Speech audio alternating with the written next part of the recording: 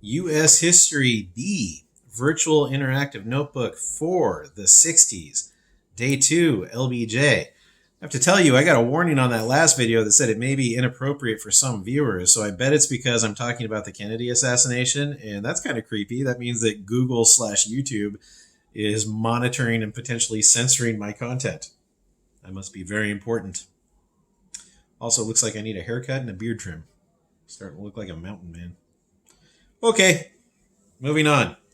Today's essential question. What did LBJ's Great Society hope to achieve? The main idea is LBJ.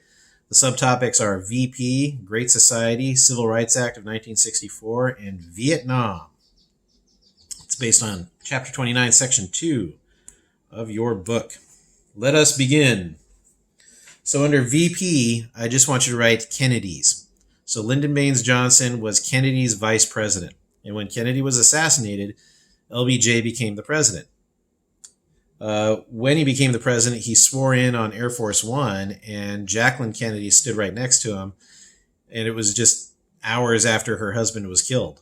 So they flew back, and he was sworn in on the way back. Now, when he became president, he hit the ground running. So that takes us to Great Society. Theodore Roosevelt had named his programs or the things he was going to do, the square deal. Franklin Roosevelt, because of that, named his programs the New Deal. LBJ, continuing with that tradition, named his domestic programs. Domestic means things that he's going to do here in our country, not in the rest of the world. He named his domestic programs the Great Society. He wanted to create a great society. So here's what the Great Society hoped to achieve. The war on poverty. So coming off of Great Society, I want you to write war on poverty. Now he did achieve 3 things. One of them was public housing. So the government started to pay for housing for poor people who qualified. So coming off of war on poverty, I want you to write public housing. The second thing is job assistance and training.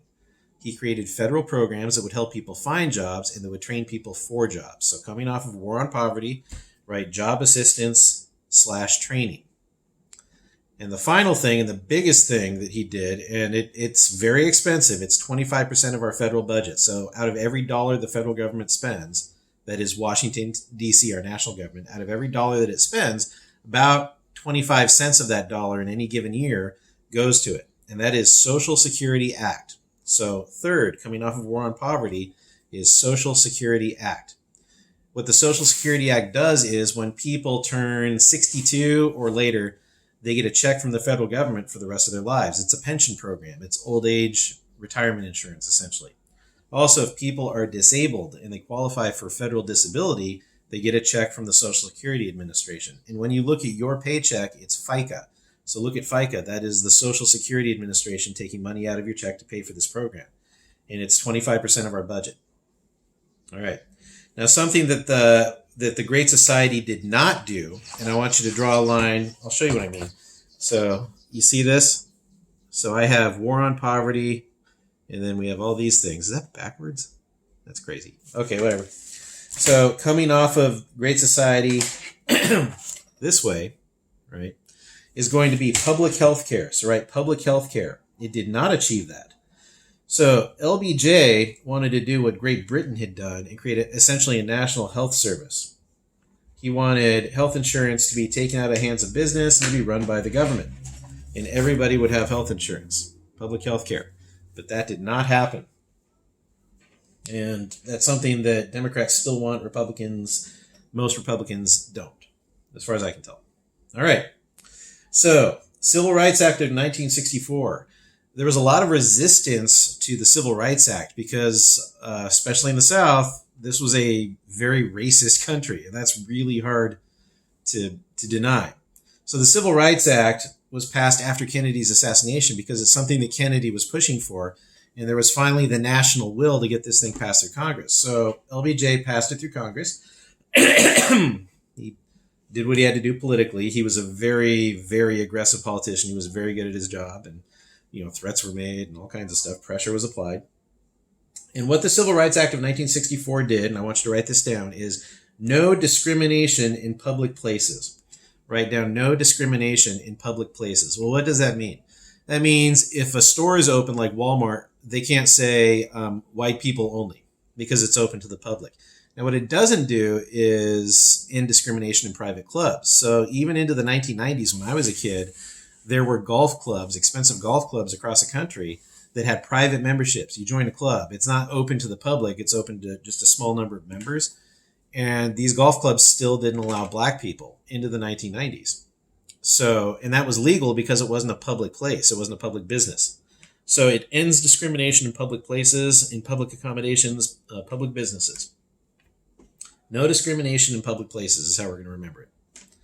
Finally, under Vietnam, Eisenhower, because of Korea, we were somewhat successful in Korea. We kept North Korea out of South Korea, and they're still out of South Korea. So North and South Vietnam were in a similar situation, and Eisenhower sent advisors to South Vietnam because North Vietnam was supplying a guerrilla movement in the South that wanted to overthrow the South Vietnamese government and turn all of Vietnam into a communist country. So Eisenhower sent advisors, that is soldiers, to Vietnam. I think it was like 1,300 advisors, and they trained the South Vietnamese army. Well, Kennedy started upping the number of advisors in South Vietnam, and some of them started seeing combat. I think Kennedy took it to like 19,000 soldiers. I'm not sure. LBJ would expand our presence in Vietnam to eventually 500,000 soldiers and Marines and airmen and naval personnel. So he escalated the war in Vietnam. And one of those soldiers was my father, Jerry Medlock. So under Vietnam, I want you to write escalation. So he took a small war where there were a small number of U.S. service personnel and massively expanded it until by 1968, we had 500,000 people in Vietnam. I think 3 million people served in Vietnam all in. This is in a country of 20 million people. So it was a huge presence over there. All right. And that's going to do it for our notes. For your output, I want you to draw the Great Society as a character and show the 3 things that the Great Society achieved without using any words at all. Don't use any words at all. Also show the thing that the Great Society did not achieve, which would, of course, be national health care. All right? Thank you very much. I'll see you tomorrow for day 3.